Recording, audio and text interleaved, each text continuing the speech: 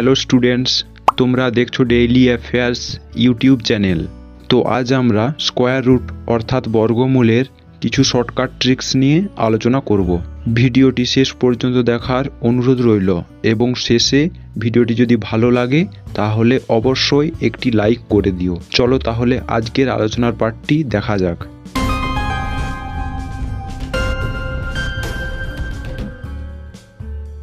দেখো, বর্গমূল বা স্কোয়ার রুট বের করতে হলে সবার প্রথমে আমাদেরকে জানতে হবে বর্গমূল বা স্কোয়ার রুট জিনিসটা কি।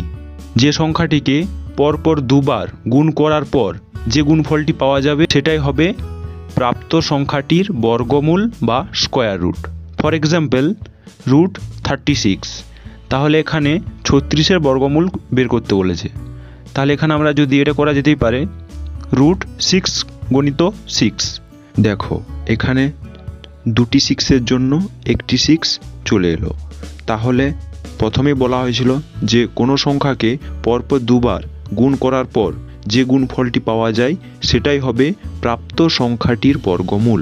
তাহলে এখানে 6 সংখ্যাটিকে পরপর দুবার গুণ করার পর আমার গুণফলটা এসছে কত না 36। তাহলে 36-এর বর্গমূল কত হবে না 6।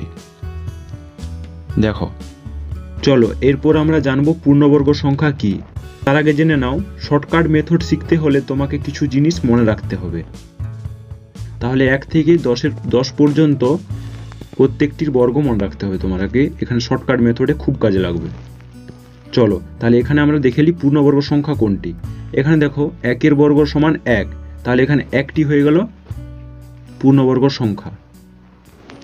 2-এর বর্গ সমান 4, তাহলে এখানে 4 হয়ে গেল পূর্ণবর্গ সংখ্যা। এখানে 3-এর বর্গ সমান 9, তাহলে 9 হয়ে গেল এখানে পূর্ণবর্গ সংখ্যা। এখানে দেখো 4-এর স্কোয়ার অর্থাৎ 4-এর বর্গ সমান কত না 16 একটি পূর্ণবর্গ সংখ্যা। তাহলে 16 পূর্ণবর্গ সংখ্যাটির এককের অঙ্ক কত না 6। ঠিক তেমনই 25 পূর্ণবর্গ সংখ্যাটির এককের অঙ্ক কত না 5। 36-এর এককের অঙ্ক কত না 6। এভাবে 9, 4, 1, 0 এগুলো প্রত্যেকে হচ্ছে পূর্ণবর্গ সংখ্যার এককের অঙ্ক। এরপর চলো তোমাদের সুবিধার্থে কিছু উদাহরণ দিয়ে বোঝানো যাক। এখানে দেওয়া আছে 1225 এর বর্গমূল কত তোমাকে নির্ণয় করতে হবে। এখানে 1225 পূর্ণবর্গ সংখ্যাটির এককের অঙ্ক কত না 5। তাহলে এখানে আমাকে দেখতে হবে 1 থেকে 10 পর্যন্ত বর্গগুলি কোন পূর্ণবর্গ সংখ্যাটির এককের অঙ্ক 5। তাহলে আমাকে এখান থেকে দেখতে হবে। তাহলে নিশ্চয়ই 5-এর স্কোয়ার অর্থাৎ 25 পূর্ণবর্গ সংখ্যাটির বর্গমূল হবে নিশ্চয়ই 5। তাহলে এখানে আমরা 5 বসাচ্ছি। আচ্ছা, 5 বসানোর পর তোমরাকে যেটা করতে হবে ডান দিক থেকে পরপর দুটি সংখ্যা তোমরাকে উধাও করে দিতে হবে, অর্থাৎ সংখ্যাটিকে কেটে দিতে হবে। এটা আমরা ধরবো না। এরপর কত আছে না দেখো 12 আছে। তাহলে এখানে 12-র কাছাকাছি কোন পূর্ণবর্গ সংখ্যাটি রয়েছে যেটা বর্গমূল করা যাবে। দেখো কাছাকাছি অর্থাৎ 12-র ছোট পূর্ণবর্গ সংখ্যা যেটা বর্গমূল করা যাবে। তাহলে এখানে কে হচ্ছে এখানে রয়েছে 9। তাহলে 9 নিশ্চয়ই 12 থেকে ছোট, তাহলে 9কে বর্গমূল করা যাবে। 9-এর বর্গমূল কত না 3। তাহলে 9-এর বর্গমূল 3 পাওয়া গেল, তাই আমরা লিখে দিলাম 3। তাহলে এখানে সঠিক উত্তর হয়ে গেল 35। তাহলে এখানে দেখো পরপর 35-কে দুবার গুণ করো পেয়ে যাবে 1225। তাহলে এখানে 1225 পূর্ণবর্গ সংখ্যাটির বর্গমূল হবে 35। চলো পরের উদাহরণটি দেখো। রুট আন্ডার 2025 একই রকম ভাবে দেখো 2025 পূর্ণবর্গ সংখ্যাটির এককের অঙ্কটি 5 আছে। তাই আমাদের এখানে দেখতে হবে নিশ্চয় চোখ কান বুঝে আমরা করে দেবো না এখানে 5 হবে। চলো তাহলে পরপর ডান দিক থেকে দুটি সংখ্যা আমরা কি করলাম ধাও করে দিলাম, কেটে দিলাম। ঠিক আছে, তারপরের সংখ্যাটি দেখো কত আছে না কত 20 আছে। তাহলে 20-র কাছাকাছি পূর্ণবর্গ সংখ্যাটি যেটি বর্গমূল করা যাবে কোনটা হবে। তাহলে 20-র ছোট অর্থাৎ কাছাকাছি কে আছে না 20-র ছোট কে আছে 16। তাহলে 16টা কি বর্গমূল করা যাবে। তাহলে 16 পূর্ণবর্গ সংখ্যাটির বর্গমূল কত হবে না 4। তাহলে আমরা এখানে 4 হয়ে গেল। তাহলে সঠিক উত্তর হয়ে যাবে 45। চলো আরেকটি নতুনত্ব উদাহরণ দেওয়া যাক। এখানে দেখো রুট আন্ডার 784 দেওয়া আছে। তাহলে এখানে একটু সমস্যা হবে, কারণ এই পূর্ণবর্গ সংখ্যাটির এককের অঙ্ক তো 5 দেওয়া নেই, তাহলে এখানে 4 আছে।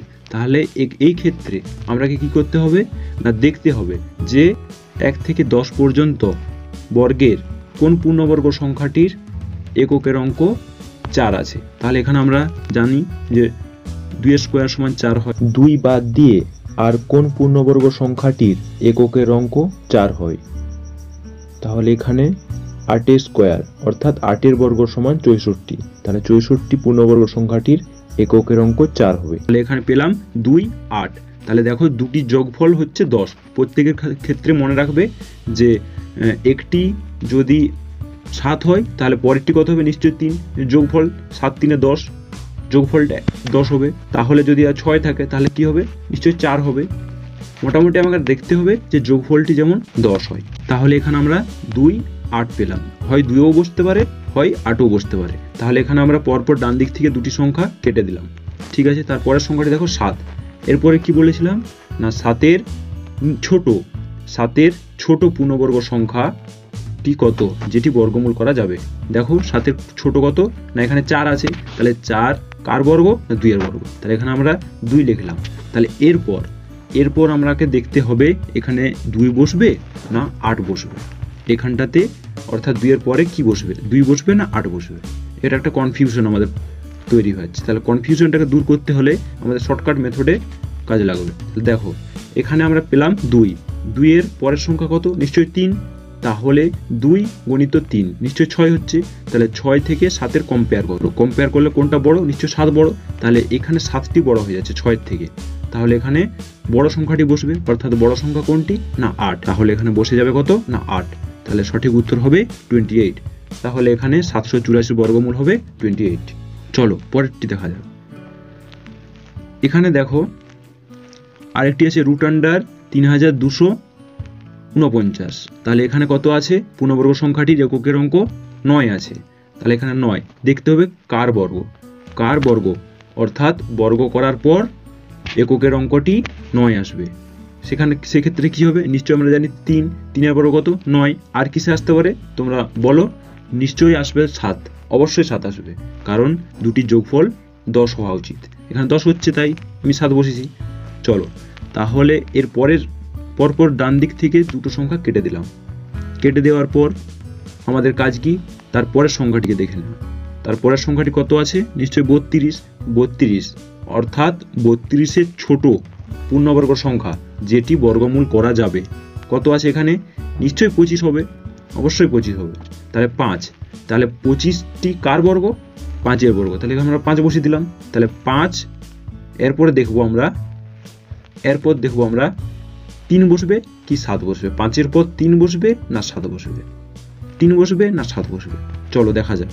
5 গুণিত 5 এর পরের সংখ্যা নিশ্চয়ই 6। তাহলে 5 6 কত হয়ে গেল 30। তাহলে এখানে 30 আর 32 সাথে কম্পেয়ার করো।